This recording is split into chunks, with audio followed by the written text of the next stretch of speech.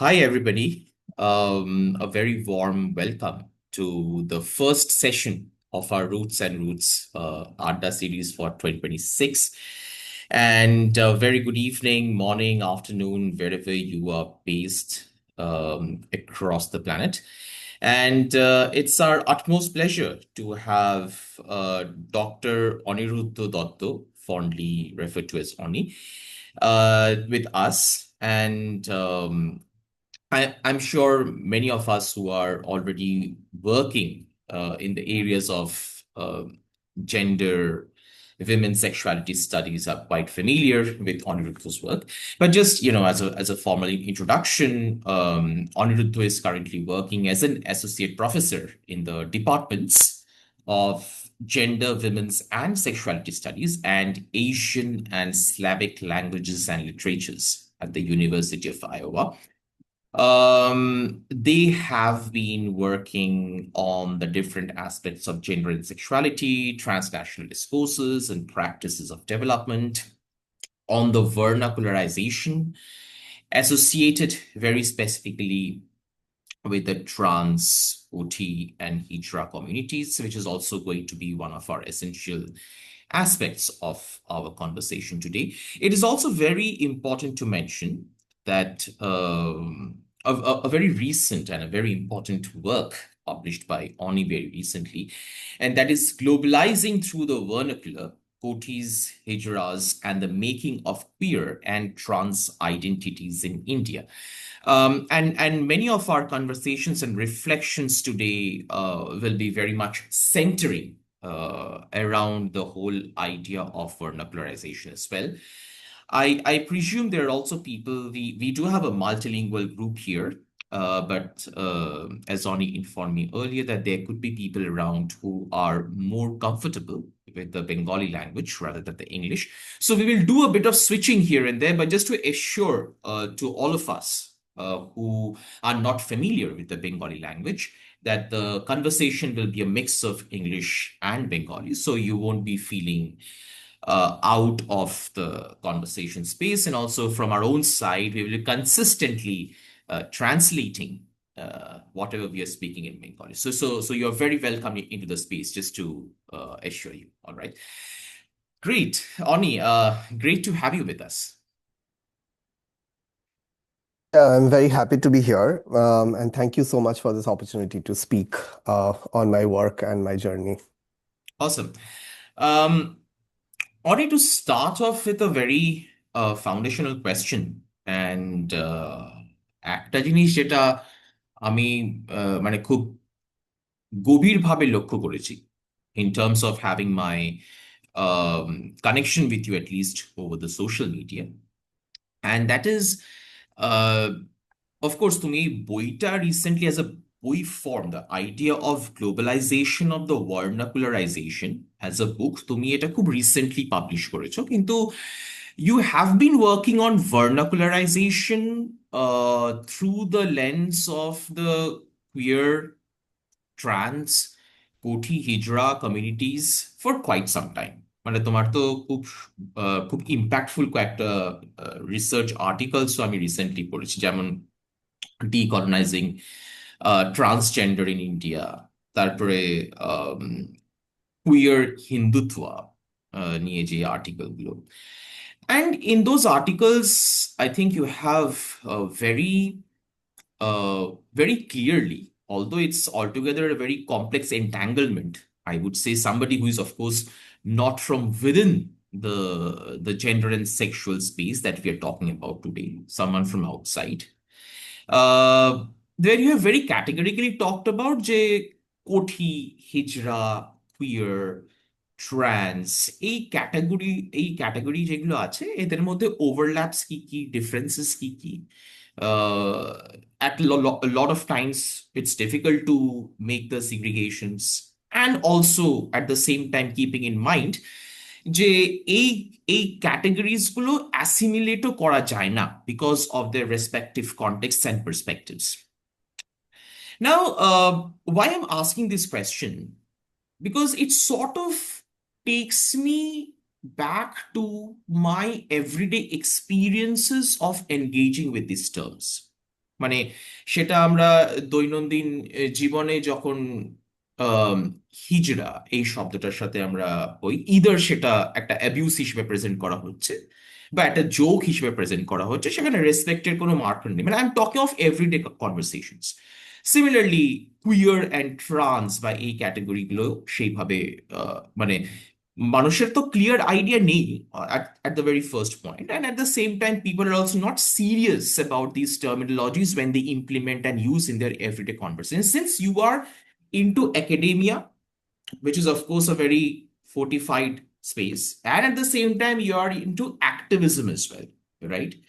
So তুমি যদি আমরা কনভারসেশনটা কি শুরুতে তুমি কিছু চ্যালেঞ্জেস তুমি বলতে পারবে, বা how do you navigate through this challenges? মানে তুমি একটা দিকে অ্যাক্টিভিজম করছো, তুমি যাচ্ছ, তুমি সাধারণ সমাজে তুমি তোমার ট্রান্স কোঠি কুইয়ার সিস্টার্সদের সাথে তুমি মেলামেশা করছো, অন্যান্য কমিউনিটির সাথে মেলামেশা করছো, সেখানে অ্যাক্টিভিজমের কাজটা করছো। Again you are coming back to the academia, you are talking about this spaces and this perspectives and thought processes. what are some of the challenges that you encounter in sensitizing the people? যে দেখো, when we are using these terminologies, when we are using the pronouns, we cannot be so casual, so ignorant in the process. Right. So I think at the get-go, I want to make a distinction between two kinds of work and be very clear about the kind of work that we are attempting to do in the limited space and scope of our conversation today. So I will go to the point about the contrast between mainstream pejorative uses of these terms and the ways that these terms are used and claimed by these communities a little later. But before that, I want to just outline again, I think, what I see, and you may disagree, but in my view, what is the scope of a conversation like this, right? So there are two kinds of work that I have tried doing in my alliances with these communities, to which I also partly belong as a multiply privileged insider outsider figure. So one is actually uh, enabling greater representation of community members within academic and activist spaces, right?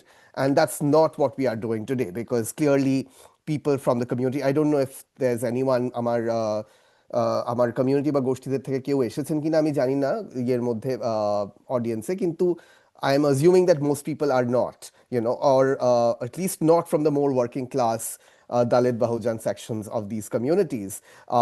So that is not the kind of work. And remember, Shayun, we discussed this in the get-go, that could we have a conversation also with a community member and activist and have it three-way. And then, there were concerns about how much time we would have, whether we would be able to actually do justice to something like that, because it's not enough to simply just have someone. Then you have to build the time and, the space for something like that. And so the other kind of work, which I think is what I'm going to talk more about today, is the work of interrogating ourselves and understanding the systemic barriers and complexities within which we work, because that is also very crucial. And if we do not do that, then a lot of the representation ends up being extremely tokenistic, ends up often, I would say, reinforcing hierarchies within the community rather than really dismantling them. Also, because people don't really understand that these communities themselves are also internally unequal, and they are not like, a monolith, so to say. So it's not enough to just get, say, one or two token faces, right? There has to be much more deep work. So if we do not understand some of the systemic complexities, barriers within which we are working, which we are often reinforcing, whether we are conscious about it or not, so then often I think the representation can become tokenistic, which is not always bad, because tokenism itself can be a way towards inclusion. But sometimes, if it is not thought through, it can be even harmful, or at least very limited and not really beneficial to the broader spectrum of these communities. So I want to, at the outset, kind of then restrict the scope of the conversation, or very clearly outlines the limitation of the conversation today, which is not about really building a greater representation, but about understanding, what work we have to do on our side to ensure that such representation is not superficial or tokenistic, or even if it is tokenistic, at least it's a kind of, it paves the way for deeper forms of representation in the future. Unfortunately, this often does not happen. You know, so that's just kind of the meta context, I think, of the conversation that I wanted to outline in the beginning. The second thing I wanted to say about, how these terms are used and recognized or not recognized. So one thing is that, so here I will quickly mention a little bit of my journey.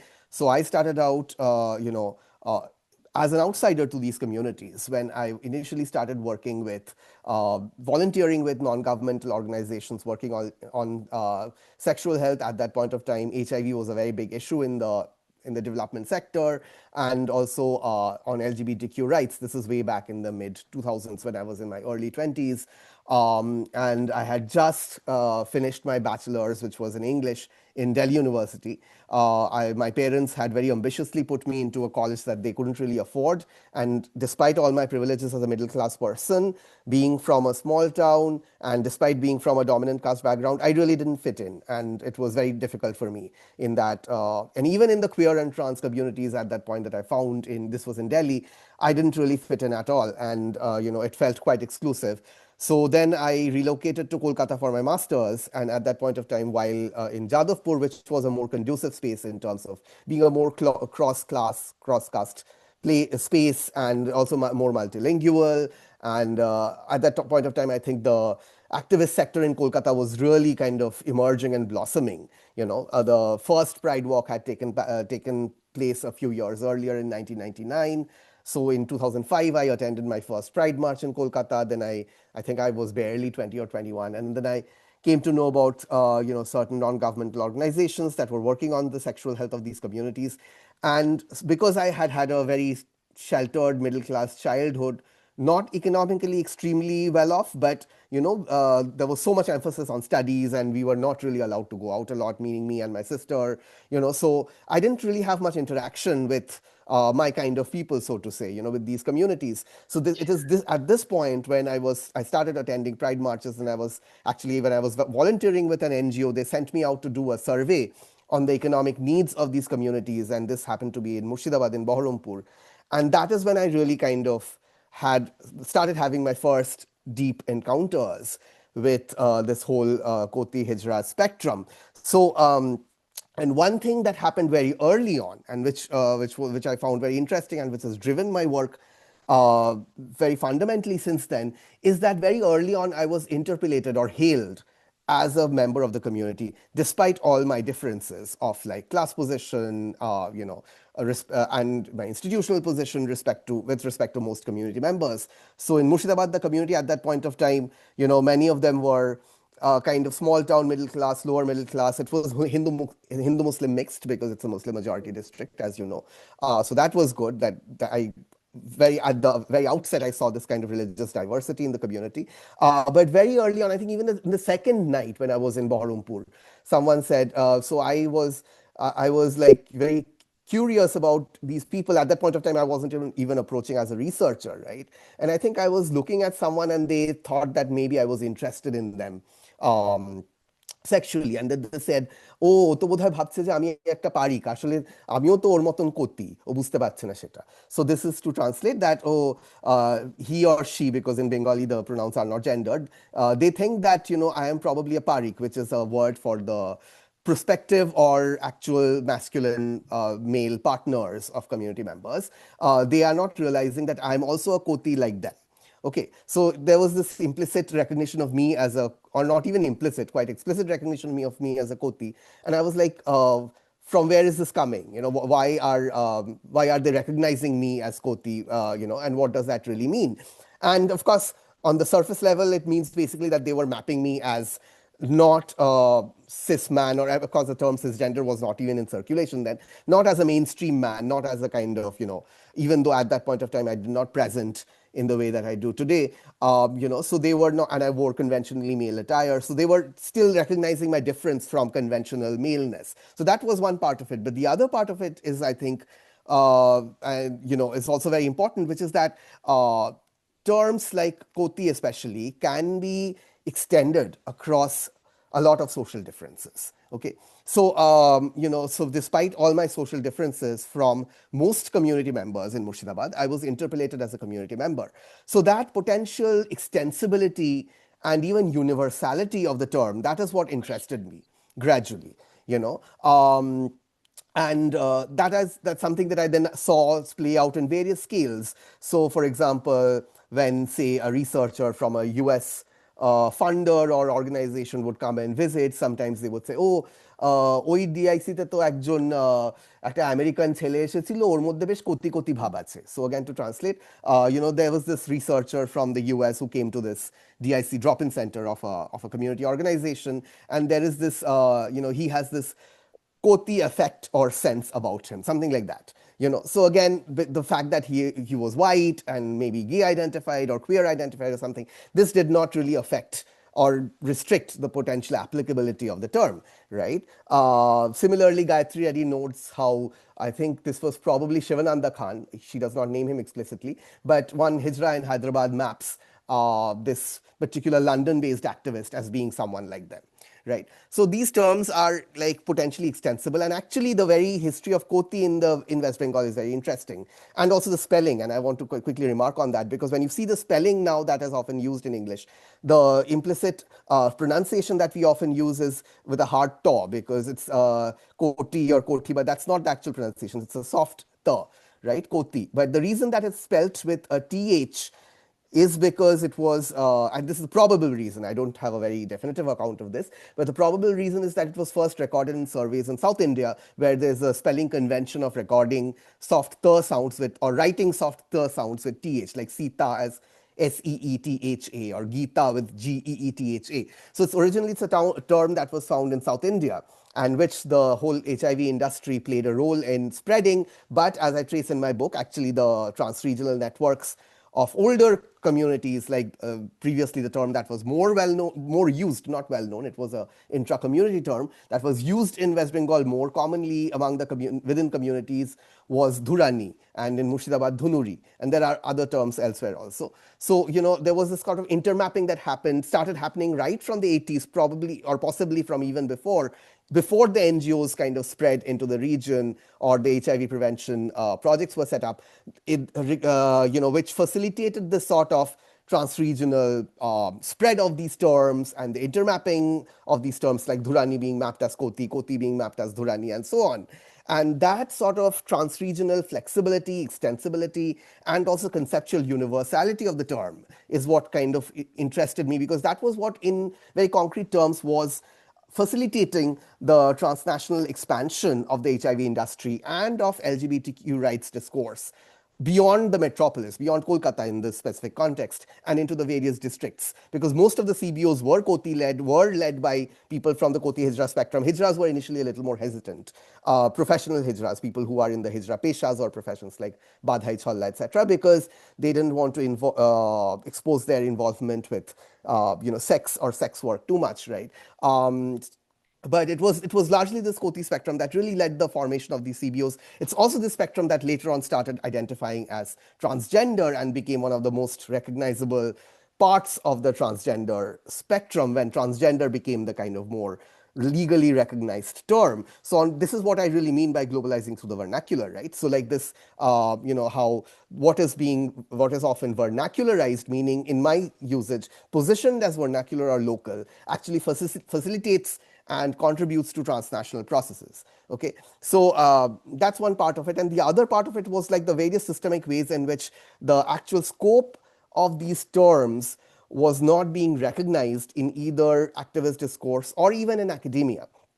And often these terms would be like, in some reports, for example, they are positioned as colloquial slang, or as some kind of again, as like in terms of a vernacularized register of language, rather than being taken seriously as a linguistic register or a form of linguistic practice, right? And the various terms that there are for these intra-community languages, like ulti is a term that's used. So these languages basically are not fully distinct languages, but it's a kind of vocabulary which is inserted into the grammar or grammatical framework of mainstream languages like Bengali or Hindi, depending on the region, right? So these languages were also not really recognized as valid languages in their own right. So that's only one part of the broader kind of various forms of systemic exclusion and hierarchization I saw in the NGO activist and funder sector in the development industry, so to say. So class and caste hierarchies in terms of like which kinds of people occupied which sorts of jobs, obviously, and again, very much also related to linguistic hierarchies, because higher positions often would require more knowledge of technical terms, knowledge of English, and so on.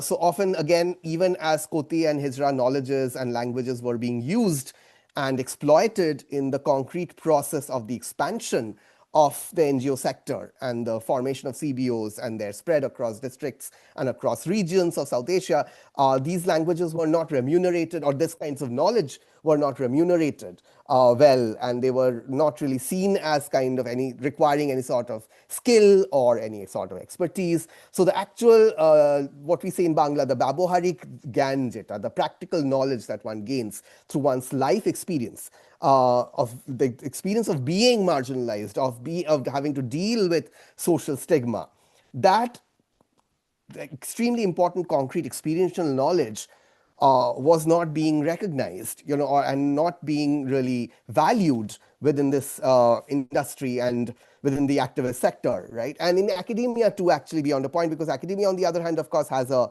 certain sort of performative progressivism to it, right? But there are many ways in which vernacularization also plays out in academia. And again, I want to be clear that I'm not using vernacularization in the sense of a given vernacular to which then the global or transnational is adapted, which is often the conventional sense in a lot of social sciences and anthropology, but rather as the active process of naming and marking something as vernacular in the first place, which is something I get from some scholars like Chimhundu and Andamalai, but it's not a very well-known sense of the word. So I want to kind of specify that at the get-go. Anyway, so for example, in academia, one problem was for a long time, a lot of the scholarship on the HIV industry saw like Kothi communities as almost a byproduct. Maybe I'm exaggerating a little bit. It was more nuanced than that. But it was almost like the HIV/AIDS industry created the socio-political or political economic conditions which fostered the spread of Kothi identity among people at that point of time who were seen as working class males, even in the academic literature. So they were essentially kind of biologically essentialized as males. Anyway, so but the point here is that, of course, that's partly true. As I have also already noted, because before Dhurani and Dhunuri were more like commonly used terms within the community, and then Kothi became much more well known and popular during the starting from the late 90s, but really in the 2000s and 2010s. And now you can see it even in the kind of Facebook reels and Instagram videos and things like that. Now, because working class and Dalit and Bahujan creators are so much more prominent and visible in these spaces. But anyway, so to return to that topic, but while it's true that the HIV industry to some extent created the socio-political and political economic conditions for the expansion of these terms and communities. But these pre-existing trans-regional connections and networks of these communities and the links that were already there between these various languages, intra-community languages like Ulti and Farsi, that also created the condition, the political economic condition for the HIV industry to expand, So it was very much a two-way, not even, it's multi-directional, very complex mediation, and often the kind of the way the community networks facilitated the spread of the development industry and of the HIV industry. That is something that was overlooked in the academic literature. And then later on, what happens in the 2010s, I'm skipping over a lot of details and nuances right now for our purposes, but then in the 2010s especially, once there's a legal recognition of transgender offered first by the Nalsa judgment and then by the Transgender Rights Act of 2019, you have this proliferation of academic work on transgender people or third gender people, because the Nalsa judgment also often uses the term third gender, and that has an older lineage in media discourse as well, right? There's a whole proliferation of both activist and academic discourse. And there is a kind of presumption in a lot of academic work that these people are readily intelligible as transgender. To be clear, of course, a lot of people in these communities now do identify as transgender because that is the way to also gain access to state resources and to a certain kind of legibility in terms of identity and rights discourse. But if we just simply assume that these communities are going to be legible in terms of our understanding of transgender, there's a lot that one can miss. Because again, transgender is a very pliable word, just like Kothi-hijra, etc. These are all very pliable words, and the way that they are translated vis-a-vis each other or with respect to each other or mapped onto each other, it can be quite fluid and contextual and changeable. And it's transgender itself can hold meanings which we might not recognize, which is why, again, the kind of, the urge towards a certain kind of academic representation, which I think is also about accruing a sort of certain social and cultural capital within academia, that, oh, we are doing this kind of exciting work and we are representing transgender people. But what it can do often is kind of reinforce hierarchies of legibility. It can also indirectly reinforce class and caste hierarchies because it's only community members who can speak a certain kind of language or who are legible in a certain kind of way.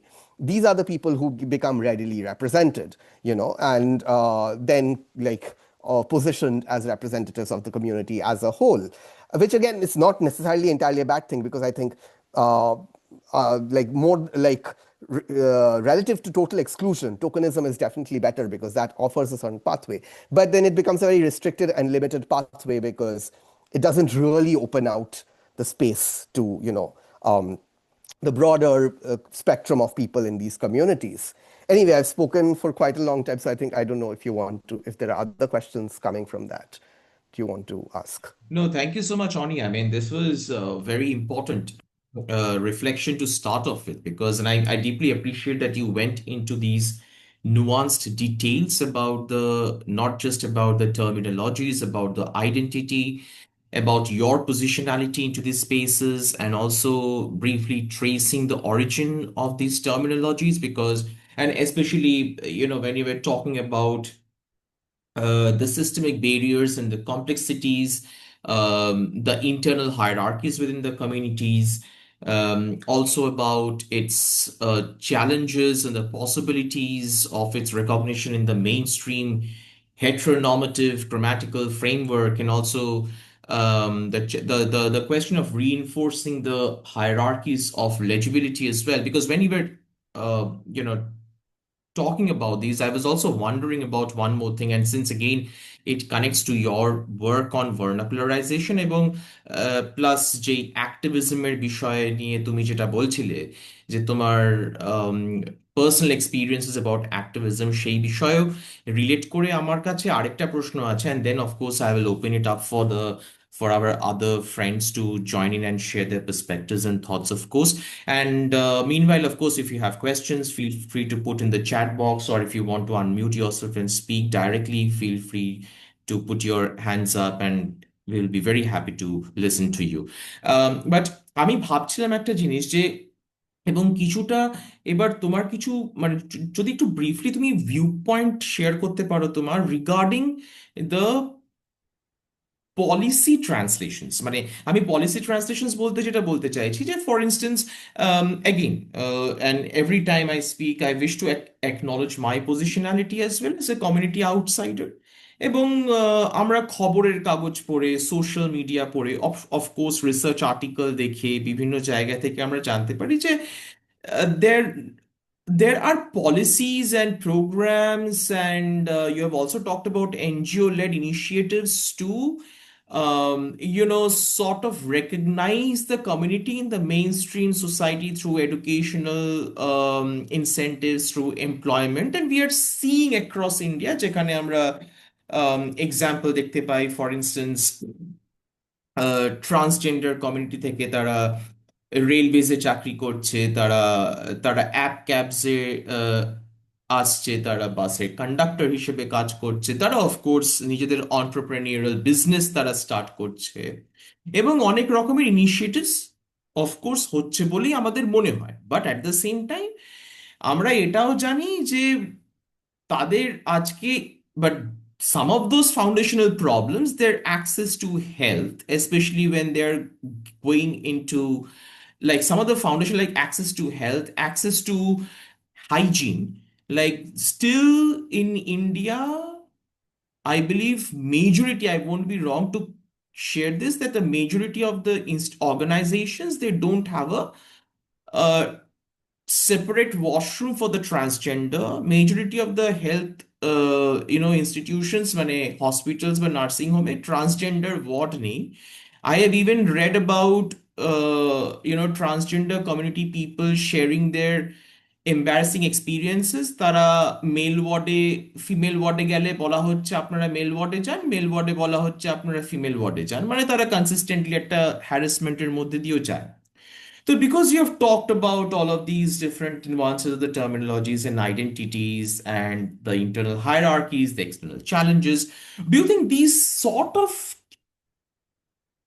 I mean, challenge at the same time the lack of realization of these vernacular nuances also play an essential role in the ultimate failure of the policies being translated into praxis?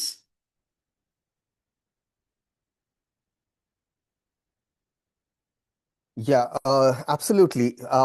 So I think again, I'll start from what you just mentioned, this whole spectacle of inclusion, that we have seen that, oh, these people are being economically mainstreamed, and there's a lot of media coverage around various firsts, like first transgender something, that's been happening for the last 10 years or so, or maybe a little more.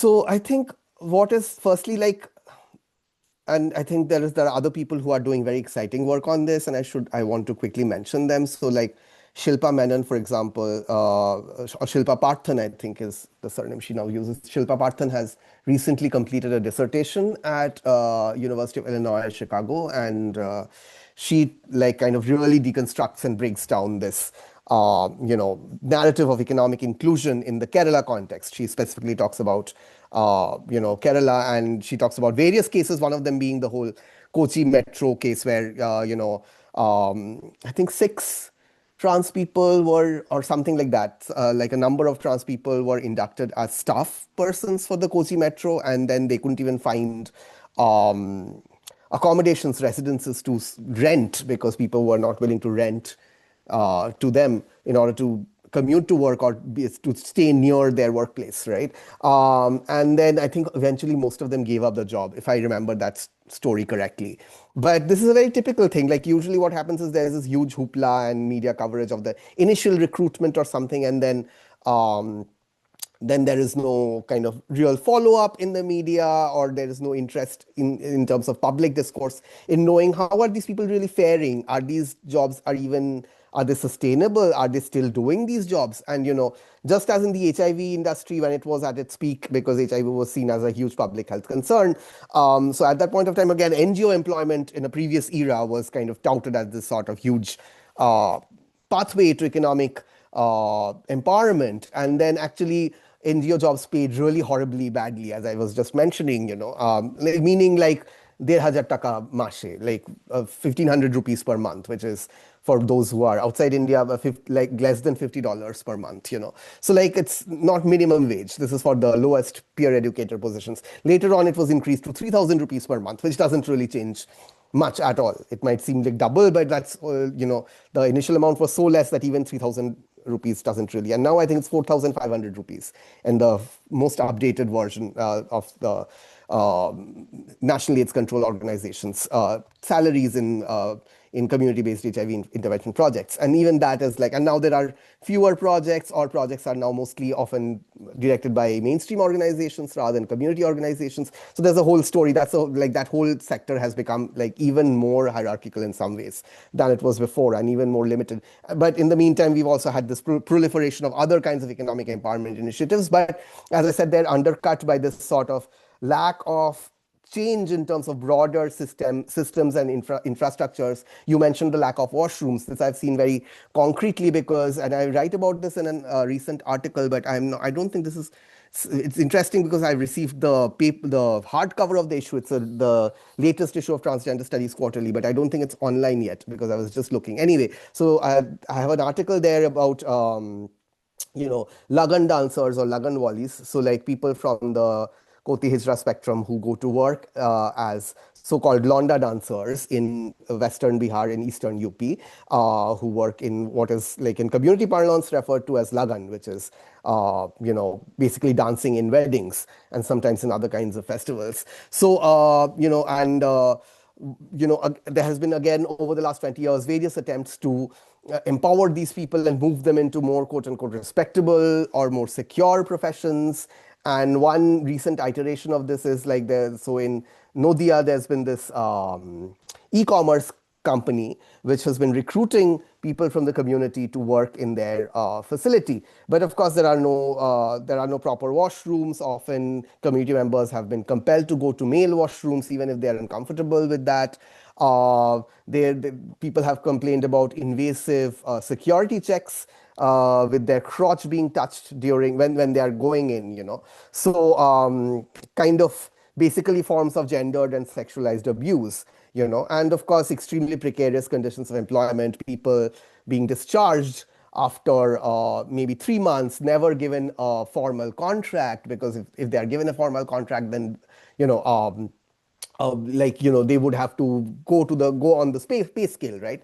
And the company doesn't want that. So keeping them on these unwritten unstable contracts and discharging them whenever and wherever they feel like it, and so on, so much so that then a lot of people then finally quit after a few months, or are just simply let go, let off, fired, and then they kind of go back to some of these professions, which are actually often more economically gainful, or in terms like more rewarding, right? So cholla, which is asking for money in trains, blessing people and asking for money in trains, or some might go into badhai, but that's it's a very sort of cloistered hijra profession, which is blessing newborns, right? And then some people also go into lagan and dancing in weddings and stuff. And there are of course challenges and various forms of exploitation or social stigma associated with a lot of these professions, but ultimately they're actually often economically more rewarding than a lot of the sort of low tier mainstream work that community members can get, unless they are already highly educated and they have class and often caste privilege and English knowledge and things like that, in which case they're already kind of not looking for those kinds of jobs, and they are already getting into more middle or upper tier sorts of jobs in the economy, right? So that's a different case. But for working class and often Dalit Bahujan people within the communities, these mainstream economic options most often don't really work out, and there is, I think, not enough follow up on that or recognition of that. Another issue is legally. The Transgender Rights Act very blasely says that basically mandates that workplace discrimination is against the law, and asks for this compliance officer to be placed in organizations to take complaints of any discrimination based on transgender identity. But there are at least two issues. One is that the whole law is extremely identity focused. So it's about people who are distinctively identified as transgender, which legally means that they probably need to have at least a transgender certificate or some sort of identity as transgender, some sort of like government documentation as transgender, which not all people have, and not all people might even want to access. And secondly, the other big problem is that there is no sort of mechanism, no sort of even thought for how to deal with discrimination and exploitation in the informal sector, so-called informal or unorganized sector, with unregistered businesses like Lagan troops and things like that, which is where most people, not just people from the community, most people of our country in general, that's where most people work, And a lot of corporate employment right now is also actually part of the informal sector, because corporates can do this, and I have also written about this in a separate article. They do it in two ways, because often they will work through third parties, which are not registered businesses or which are employing workers without contract. So then it ends up being like informal work, even if they are actually in the supply chain of a corporate. And the other way is that corporations themselves will also sometimes directly employ people without contracts, which is exactly the case of the e-commerce firm that I mentioned in Nodia, right? So basically this means that people are effectively stuck in the informal sector, even if they're doing corporate employment or they're working in the supply chain or in the labor chain of corporates, and they are stuck without sort of any sort of legal, uh, you know, legal protections or any sort of like, protective mechanisms in their workplace, which is why often they go back to these some of these older time-tested professions in which community members have, or through which community members have sustained themselves, and which are like again often have problems of exploitation and or stigma or social violence. In the case of Lagan, often gendered violence also, but are often economically actually more rewarding and also like more sustainable because they it's not like they're going to be kicked out in 3 months because there's no contract or whatever, right? So like yeah, so the whole economic empowerment thing is like, if I want to simplify it a little bit, it's not entirely a sham, but it is largely a sham, except for like small sections of the community who might already have a greater degree of educational access or privilege, etc. Um, yeah, and again, I think I forget some other parts of the question that you had asked, but maybe I can give over to you to pick on some of those threads if you want. No, I mean, I think you kind of answered that, Tony, because the other part of the question was also in terms of the challenges of translating policies into practice. But I think when we are talking about the question of empowerment and in terms of the shams that you were talking about, and centrally, that is also what I wanted to pick up in this entire question, because we do know, and like some of these circumstances are narrated by the people who are bold enough to come to the social media and speak about these experiences, in terms of what is being projected on on the social media front.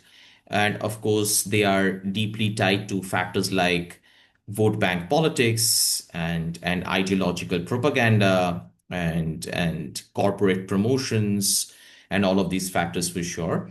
And but many of these cases also we are unaware, like we are just being fed that how much they have improved in terms of these spectacular statistics whose reality is way more different. So you have very, very well reflected and deeply reflected on the question that I asked. I mean, of course, it's actually going towards a very interesting direction of a conversation, but keeping in mind, the values of Adda, of course, I don't want to just, be the only person to talk here. But and so it's a warm invitation to any one of you. If you have questions, of course, as I said, feel free to put in the chat box. I'll be very happy to read it out to Oni. And in case you want to unmute, please feel free to unmute and have, you know, your reflections and questions for Oni.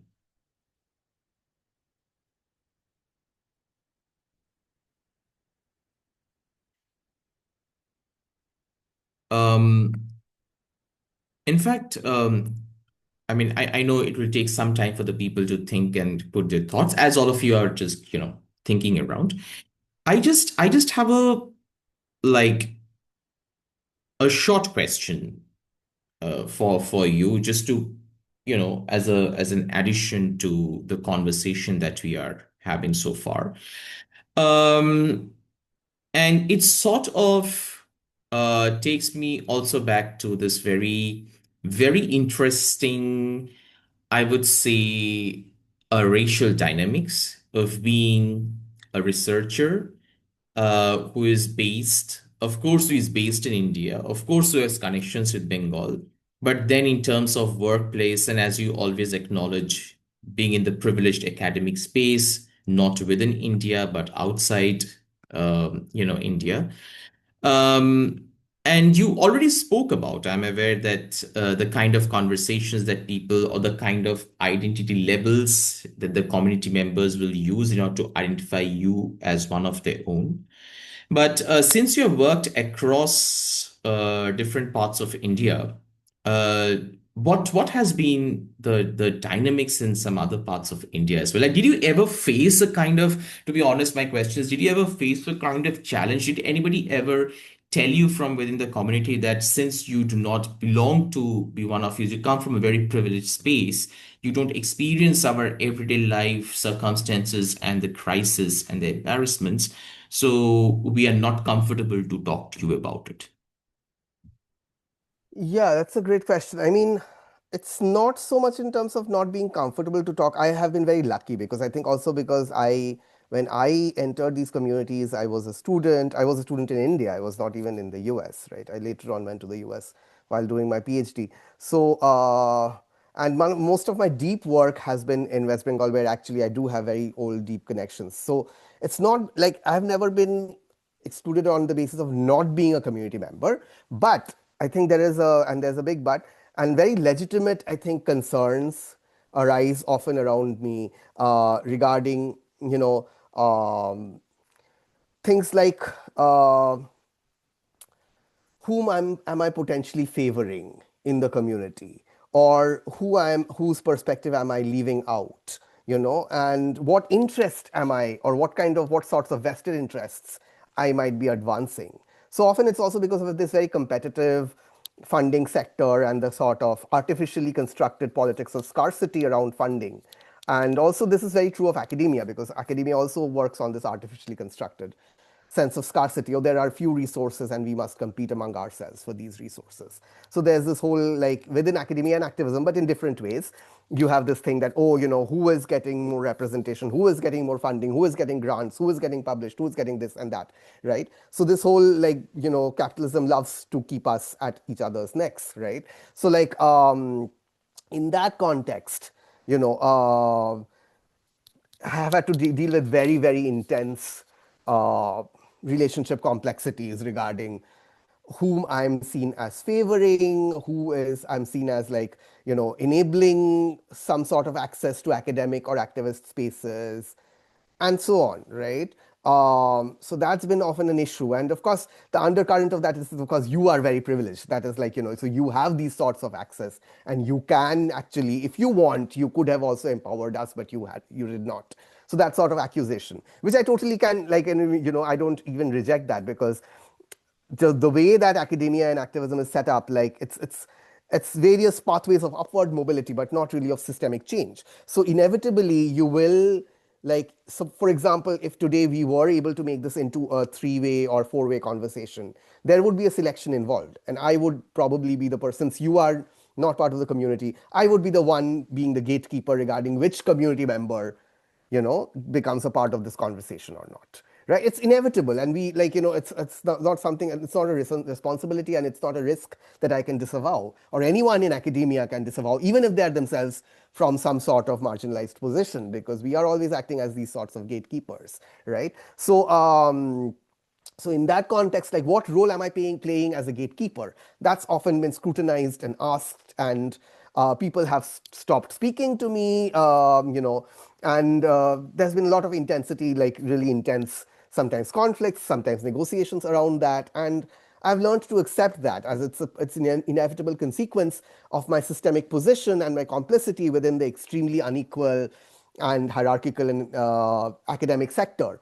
And I'm not really a full-time activist at all. I would heavily bracket any use of the word activist in my regard, but to whatever extent I have played, like, the role that I have played in activism have also been similarly very complicit in these sorts of systemic structures, right? So, for example, one collaborative activist work that I've been part of is, like, facilitating connections between a US based organization called AID, Association for India's Development, who currently fund this one project in Noida for a community-based organization in Noida called Sampriti, and previously also funded other districts, like organizations in other districts like Murshidabad and Coach Bihar.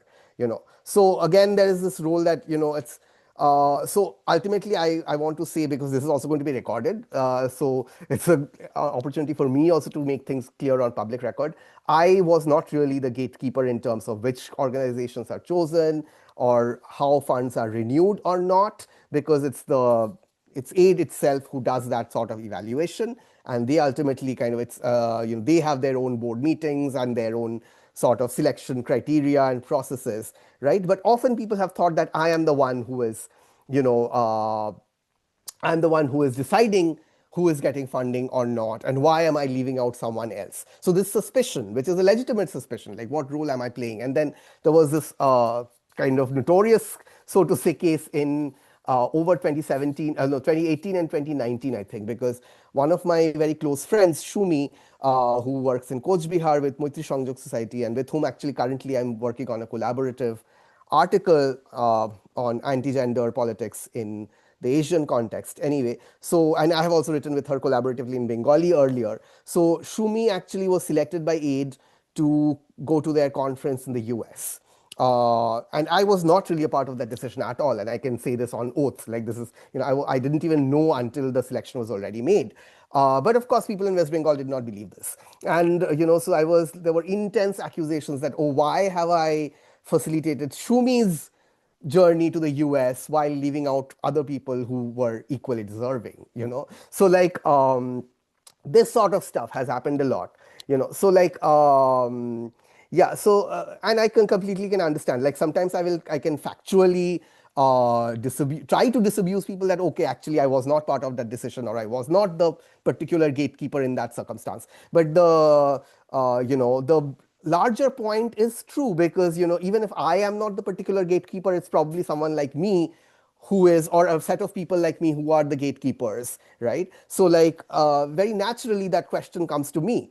And yeah, so like it's something that I think we have to take in our stride, but the deeper issue has to be recognized. And I don't think that is something that we can deal with individually on our own. The systemic changes that need to happen, in terms of like, and right now academia everywhere is so imperiled that it seems even harder right now. But making academia more multilingual, more open to people from non-conventional knowledge backgrounds, all of these very long-term projects, which are very imperiled right now because even conventional disciplines are kind of being attacked and struck down, right? So even the conventional spaces are hard to kind of keep up right now.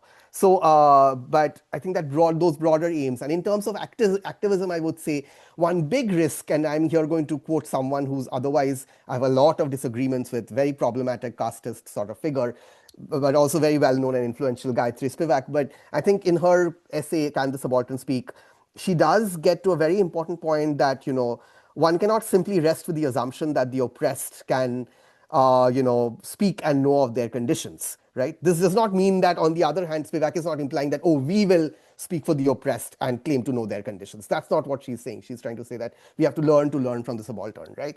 But the point here is that if we assume a sort of easy legibility, which often happens with transgender representation now, because that has a certain cachet around it, a certain kind of socio-cultural capital around it. So you get some transgender representatives, and you assume that they will transparently know and speak of the conditions of the community at large. No one can really do that. No one knows of the like everyone comes from a certain positionality, right?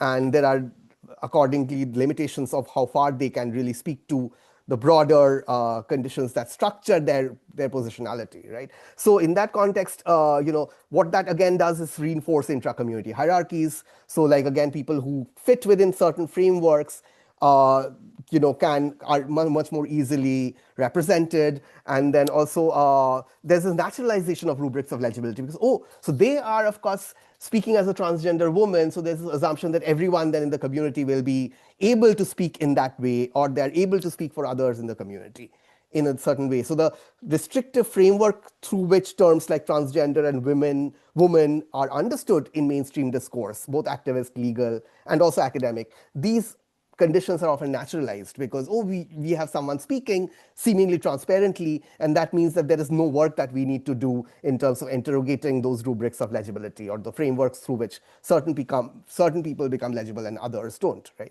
Anyway, I've gone on for long again, and I think there are some questions in the chat now, so I don't know if you want to go on to that. No, thank you so much, Ani. And I think your responses, the questions that are there and the reflections are there in the chat box. It kinds of continues the conversation very well. So I will just read it out. Hello, I am Tanupriya, and my question is: in what ways vernacularization distinct or differ from decolonial frameworks of understanding transgender communities and cultures? Yeah. Yeah, this is a great question. And I think in my book, that's one of the limitations of the book. So I have a lot of regrets about the book, as I say, but also I've come to a point when I no longer regret having regrets because every book is a limited project and you have to put boundaries around it. But one of the specific limitations which I want to go and perhaps address more in my later work is to how do I relate to decolonial scholarship, and so in the book, I reference a lot of feminist geography, post-colonial studies, anthropology, ethnography, of course, Dalit, Bahujan, trans and queer scholarship, and so on. But I think explicitly, I don't have a lot of engagement with specifically decolonial rubric, except implicitly in one or two spaces. So one thing is like, and I don't want to generalize here because this itself is a very increasingly diverse branch of scholarship, but at least in the way that is used in the West, often decolonial can rest on a certain kind of West versus rest framework and essentialize power in a sort of binary frame. Again, I'm like simplifying. There are lots of decolonialists who do not do this, but I think there is a larger tendency that can happen, and that's why I used rather in my book the sort of the regional queer regionalism sort of literature coming out from scholars like, say, um, Andrew Yu and Howard Chang and I'm forgetting some of the other people's names. Sorry, it'll come back to me. Anyway, they're all cited in the book. But basically, these people have tried to displace this idea of the, current or former colonizing centers and their erstwhile colonies or peripheries, and to move past that sort of binary framing of power, because so Chiang, for example, in a co-authored article, talks about how there are regions of Asia which only experienced partial and incomplete forms of colonization. So I would say actually South Asia, while technically it was part of the British Empire and it's been deeply shaped by colonial legacy. So as I mentioned in the book, there are so many systems, complex systems of power that interact and intersect with each other, which shape the social and economic realities of these communities. So I felt that decolonial, like I would have to go into a lot of like deconstruction to really make decolonial do that work of addressing all those intersections, because there's caste patriarchy very crucially, and that is not, of course, it was shaped and mediated by colonialism in very foundational ways, but it's not something which is merely from colonialism. It has a much longer legacy. And of course, we also need to go beyond that narrative of, oh, before colonialism, queer and trans people were accepted and whatever. It's not true, So there were like very complex histories, right? And of course, there were possibilities that were undercut by colonialism. Other possibilities were created by the circulation of, rights-based discourse and post-enlightenment discourse, which a lot of Dalit identity politics later on based itself off of on, right? Anyway, so the larger point being that I just felt that it would be a lot of work and a lot of space to go into really decolonial scholarship deeply, and I wanted to more quickly signal that I was dealing with a complex intersection of various forms of power, which are not all connected to colonialism or not exclusively explicable in terms of colonialism. So caste and various forms of male dominance in South Asia being very important there, and they are very intricately connected now with transnational capitalism and with biopolitical forms of power and neoliberal state policy and so on. And I feel that just saying decolonial can sometimes not all, again, I'm like simplifying, sometimes it can become, I feel, or I fear, a kind of lazy gesture in indicating a certain kind of radicalism without really doing the many kinds of work that need to be done to interrogate and then dismantle these structures. Anyway, yeah. Thank you so much for your response, Oni. When I was listening to you, I was also being reminded, of course, it doesn't have a specific connection with um, queer and trans identity work. But when you were talking about often being indulging ourselves in radicalism without being clear about the foundations and the nuances, it is also something that Olafemi Taiwo in Against Decolonization quite highlight this point. Of course, again, I don't agree with all the arguments, but one thing that is really, which I really appreciate about is to put it loud and clear that everything cannot be decolonized, right? And also we had this another interesting question from Shohini, and it is, I think, goes back to a lot of the conversations we were having on the aspect of identity. So I'll just read the question to you, Oni. Shohini says that thank you, Oni, for your work that has enabled a lot more nuanced understanding in academia regarding Koti Hijra communities. I have been often tied up in this larger ideas of how to perceive the identity question. So I refer to an old debate, one might say. How do we navigate the questions of identity of each of these terminologies are not merely terms through which one identifies, but each have a certain way of being distinct from the other, and thus cannot be subsumed, excuse me, into a larger transgender identity. However, with every terming comes a way of fixity. I think you elaborate that complexity in one of your chapters when you talk about moon. So, how do we navigate this? Identity is a trap that fixes you and yet again it gives meaning to how you perceive yourself. Yeah, totally. And I think this is a very rich question. I don't know if I can do justice to it in the space of today's conversation. But um, so, in short, I guess, right now, like, of course, there's no way out of using transgender because that does provide certain kinds of access, which are very important, certain kinds of legibility. And largely, it's also a term that has been adopted by these communities, by a lot of community members. So I think what we need to do is really pay attention to how people are claiming a term like transgender, pronounced in various ways, transgender, uh, transgender, etc. I'm not trying to make fun of these. I want to be very clear, but like I'm just trying to point out how the word itself is. TG is another. It's a slightly older abbreviation that was often used in the HIV/AIDS industry. So TG, transgender, etc. To be very attentive to these various ways that it is mediated, and again how it intersects with vernacularized languages, right? And so I think, and also to enable people to actually then use the term in the way that they want to or they feel comfortable using, right? And one step of this has already been done by the very inspiring legacy of the various trans collectives that fought for modifications to the trans bill, which I also discussed. So there were various limitations to those mobilizations, but I think fundamentally they did some very important work. For example, like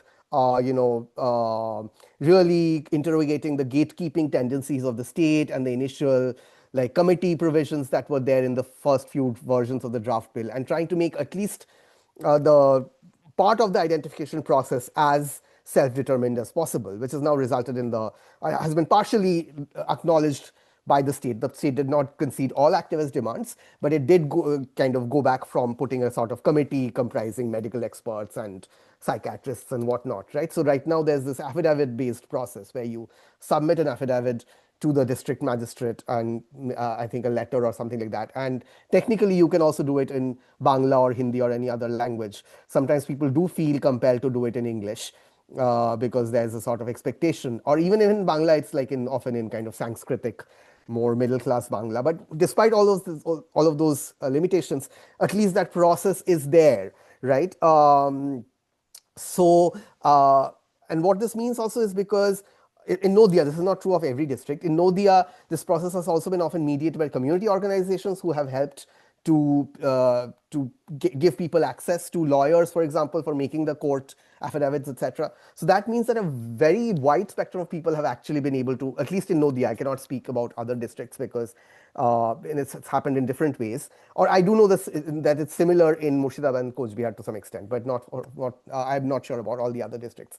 But so like people, for example, who are assigned male at birth and usually wear conventionally male attire, but who see themselves as different from mainstream men, they also have been able to access transgender identity cards and have not been gate kept out of that sort of document because again of this whole affidavit based process, and also because they were connected to CBOs, community based organizations that were able to connect them to the district magistrate's office. But where you do not have that sort of community mobilization or CBOs as intermediaries, it can become more difficult. I recently heard one case where apparently, I'm not sure this, I heard this kind of through someone else, but apparently someone was asked to produce, this is in a different district, was asked to produce some sort of dysphoria certificate or gender identity disorder certificate or some sort of psychiatric evaluation, which is actually not required for the transgender certificate or the transgender identity card at all. So that's actually against the law.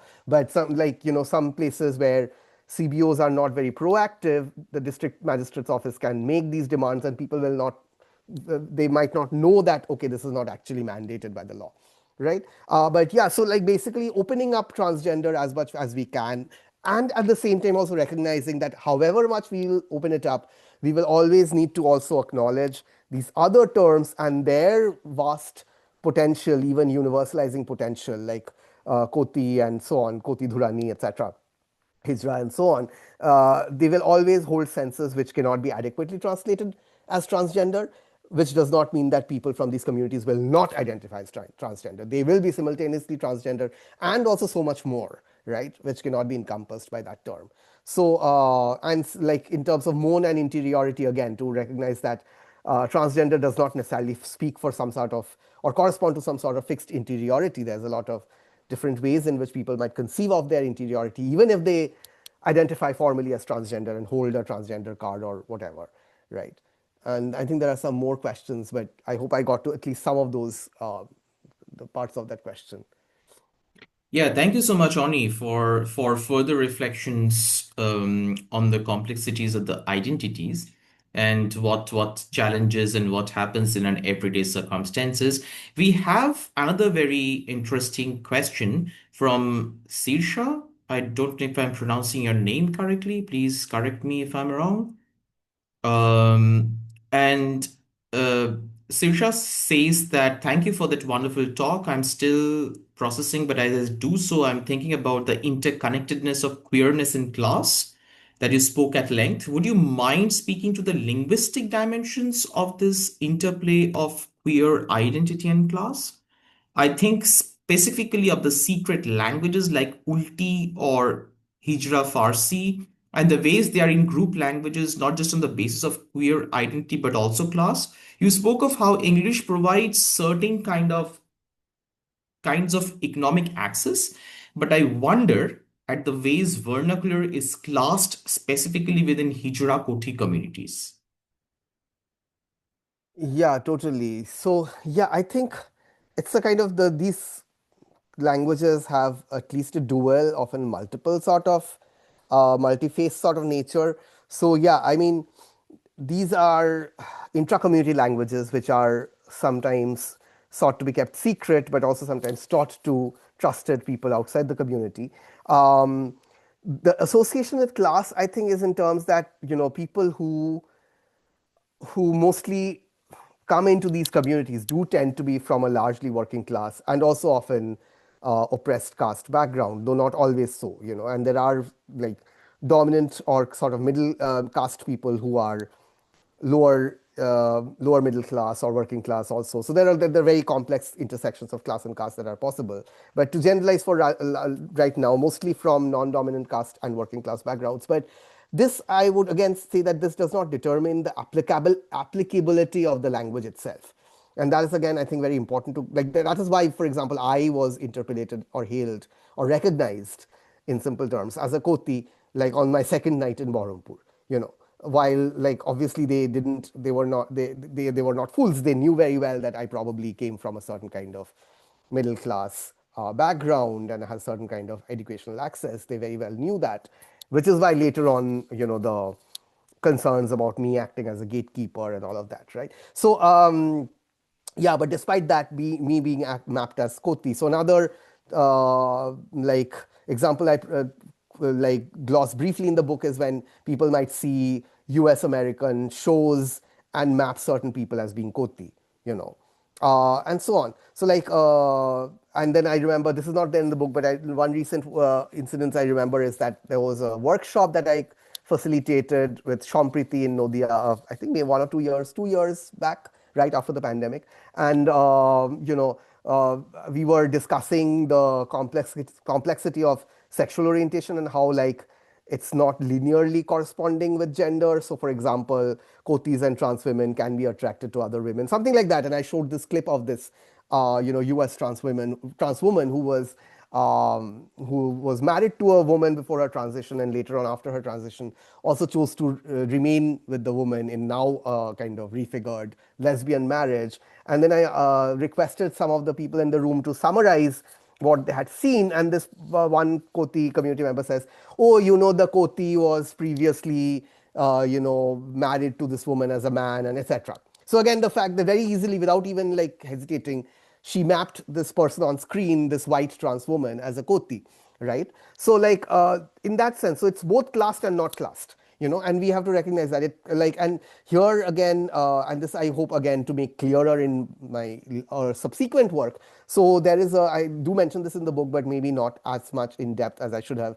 So there's a book by Andrew Sartori, Bengal in Global Concept History, where he notes via the work of Roman Jakobsen, the linguist, he talks about how, every language has a certain capacity for generalization, while words are also always tied to their contexts. So I think this also goes against, I think, this tendency we have often in anthropology and also in some kinds of post-colonial feminism, etc., to always value the local in its own terms as local and contextual. But I think we also have to recognize that the local is also translocal and also potentially universalizing, and that nothing can be totally contained as local, right? So what Sartori via Jakobsen is really saying is that even as words are molded and shaped by their context, they are, in this case, by a certain kind of oppressed class and caste context, they are never only entirely restricted to that context. So that raises complex questions of, for example, appropriation. Can, for example, a white trans woman then say, "Oh, I'm Koti," and try to speak for the community? Now, this is very hypothetical because this has not really happened, so far as I know. There is one case of, I think, Serena Nanda writes about this one white trans woman who did come and join a Hijra community and started identifying as a Hijra and was accepted as Hijra. You know, so I think, but I also want to go beyond the kind of US American framing of appropriation, which becomes very identitarian sometimes. So like, and look at it as a question of this, yeah, I mean, even if a white trans woman can be a Koti, she would not be a typical Koti and could not, and like, I think, and not just for Kotis, for anyone, any queer, trans, Koti, Hijra, etc. people who can really speak for a community as a whole, can say, even a Dalit Koti in Murshidabad say that they represent the community, because there are so many other axes. They might be, for example, nominally identified as Hindu, even if marginalized by Hinduism. So they would not know about the experiences of a lot of Muslim Kotis and Hijras. And this is actually very tragically true right now, because this is happening more broadly, but a lot of Dalit Bahujan people within these communities have been attracted to, more RSS or Hindutva versions of Kinnar identity and have joined organizations like Shonatuni Kinnar Akhada and so on, which are now being formed, and there's even there's a Dalit Hijra person, Bhavani Ma, who's a prominent member of one of these Kinnar Akhadas, and so on and so forth. So this is a very concrete and real question I'm saying. I think like, no one can really claim to represent the community. All the various people do, and various people have stakes in doing that in different ways, right? So I think we have to recognize that the simultaneous extensibility and the non-classed nature of these languages, because of their potential universality, which deserves recognition, at the same time also recognize that they do emanate out of particular contexts, and if we want to really understand them, we have to be attentive to those contexts, right? So yeah, it's this both and of navigating both the universal and the particular, so to say. um, I hope that helps a little bit. Awesome, Oni. I mean, this is a fantastic um, and very thought-provoking conversation that we're having, and I know we will all have a lot of more questions, but very unfortunately, we have to conclude our conversation for the time being. And I use the word "for the time being" because this is, of course, a never-ending conversation. And I'm sure that we will have many other opportunities to interact with you, Oni, not just in this platform, but in other spaces as well. But and as already Sirsha rightly mentions that I feel I will have follow-ups, but need time to think on what you just shared. And we all have that, we must say. But what I really deeply appreciate about you, Oni, is that since I, again, as you shared, I would also presume that uh, majority or probably none of us who are present here identify ourselves with the trans queer community. And of course, if there are people, please accept my apologies right away, because as I mentioned, it's my presumption. And for those of us whose whole idea about these terminologies, of course, there are a lot of research articles are being written, works like you have brought to the forefront are being done, but still we keep on encountering this challenge in our everyday conversations that the moment we venture out of our academic spaces, our privileged spaces, our official spaces, how do we navigate through these terms in terms of implementation, in recognizing the correct usage of these terms, and in trying to sensitize other people in terms of being careful of the usage of these terminologies in everyday life? And I think through the different dynamics about power structures, social dynamics, internal, external dynamics, you have carried forward this conversation so well. So thank you once again, Oni, for being with us. Yeah, and I want to thank you, Shayon, of course, for making this possible and giving me this platform to reflect on some of these complex questions with all of you. And of course, thanks to the fantastic audience and for your very deep, thought provoking questions, which I think in some cases I could only touch the surface. But of course, my email, etc., is available publicly. And please do feel free to reach out. Sometimes I'm a little late in responding, so I hope you won't mind because we are also navigating a lot of challenges right now here, and a lot of restructuring. My department, my home department, is being dismantled, and we are being shifted to other departments at the University of Iowa. So there's a lot going on. But if you do want to follow up, I will try to get back to you as and when I can, and I look forward to future conversations wherever they might happen. Thank you so much.